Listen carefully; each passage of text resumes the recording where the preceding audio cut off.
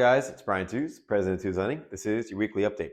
All right, guys, this week we're jumping right into it. We're going to be talking about the federal funds rate, the Federal Reserve, what this means, especially with the meeting they just had last week. So let's dive right into it. The federal funds rate. This is the rate at which essentially money is being borrowed. So when those lenders, whether it be a mortgage lender or auto lender or any kind of lender, they are borrowing money from elsewhere in order to lend it to you. So that's called the federal funds rate. Now, currently we're hovering right at about 5.35%, and the target has come down to 4.6%.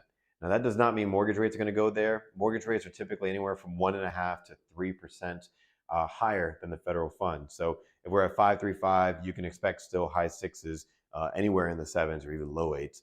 But again, the target is expected to go down to 4.6 and change by the end of this year. So that is positive news. Now, what they also mentioned in that meeting is that our economy has been looking pretty good. They actually changed the GDP growth expectation.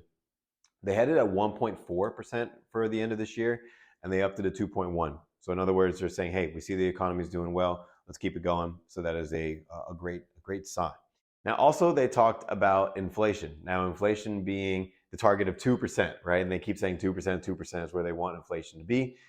They are now pushing that back and saying we're not going to hit that until 2026. So it has been a slow and gradual decline, but it is going in the right direction.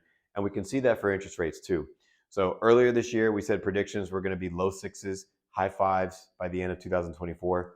That still remains the case. And the Federal Reserve basically acknowledged that last week, not directly, indirectly, but still that's what they were hinting at. So if you have any other questions about anything that I mentioned, reach out to me and my team. We're here for you. Again, my name is Brian Tews, President of Tews Lending. This is your weekly update.